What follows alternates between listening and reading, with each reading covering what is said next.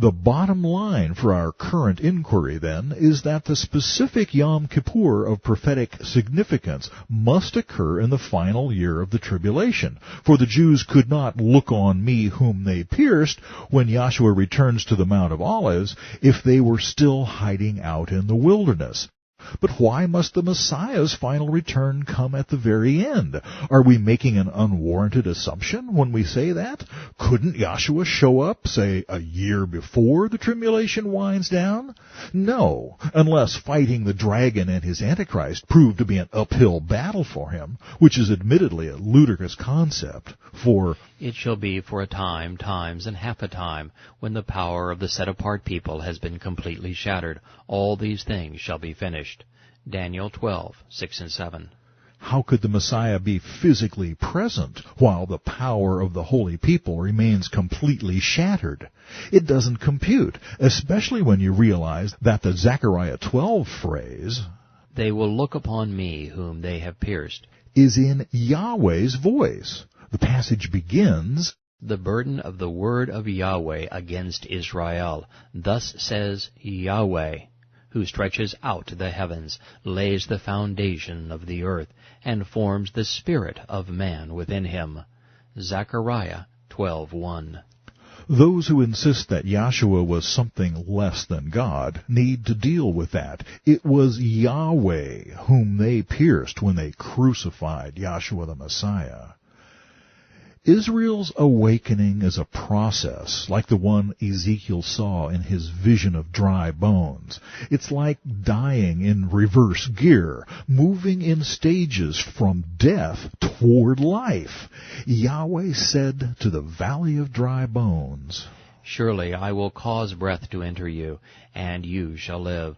I will put sinews on you, and bring flesh upon you, cover you with skin, and put breath in you, and you shall live. Then you shall know that I am Yahweh." As Ezekiel watched, there was a noise, and suddenly a rattling of the bones came together, bone to bone. Indeed, as I looked, the sinews and the flesh came upon them, and the skin covered over them, but there was no breath in them. Then God said, "Come from the four winds, O breath, and breathe on these slain, that they may live." And breath came unto them, and they lived, and stood upon their feet, an exceedingly great army. Ezekiel 37:5-10. The breath that came upon them is the very Spirit of Yahweh. After the Romans dispersed Israel in AD 70 and then came back to finish the job in 135, the Jewish nation was nothing but dry, scattered bones. They were there, but so far gone they could only be identified by dental records, so to speak. In the mid-19th century, though, the bones started to rattle and come together to form complete skeletons. By 1948, the flesh had enclosed the skeletons. Then skin covered the musculature during the Battle of Magog. I imagine their eyes were wide open by this time, too. About this time, Yahweh put Israel on life support in the isolation ward of the wilderness and began CPR in earnest. And like the great physician he is, he kept working on the lifeless corpse of his beloved nation for 3.5 years. There were encouraging flickers now and then, but Israel was essentially flatlined. But now, at the last possible moment, God brings in the crash cart. It's code red, a critical situation, now or never, do or die. At the sight of Yahshua setting foot on the Mount of Olives, Israel's heart starts pumping on its own for the first time in 2,000 years, and they finally realize the life-giving truth. Yahshua is Yahweh. For the nation of Israel, the Day of Atonement in 2033 will be the ultimate wake-up call, the epiphany of epiphanies. It's the great oy vey. When Yahshua had said, "I and my Father are one," he hadn't been merely speaking metaphorically, as if to say God and I see things eye to eye. When he had told Philip, "He who has seen me has seen the Father," he was speaking the literal truth. When Paul informed us that in Yahshua dwells all the fullness of the Godhead bodily, he was saying the same thing. Yahshua is Yahweh. The very creator of the universe has come to live among us in a human body.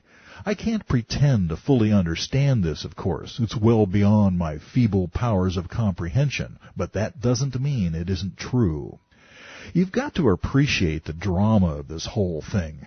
It's like in the movies where the bomb's timer is ticking down to the final seconds. In this case, after almost 6,000 years, we're down to the last 5 days. On a 24-hour clock, there are only 5 seconds left. Our hero, Israel, has to decide whether to cut the black wire or the white wire, to eternally sever ties with Satan or with Yahweh. But unlike in the movies, we in the audience are personally involved as well. If Israel cuts the white wire, as their fathers tried to do in AD 33, or even if they do nothing, the whole thing will blow up not only in their faces, but ours as well. The God upon whom we are depending for our salvation will have been proved a liar. But Yahweh is not a liar. Israel will cut the black wire, short-circuiting Satan's bomb and bringing to fulfillment 1,000 promises of redemption and reconciliation scattered throughout Scripture. It's enough to make you spill your popcorn.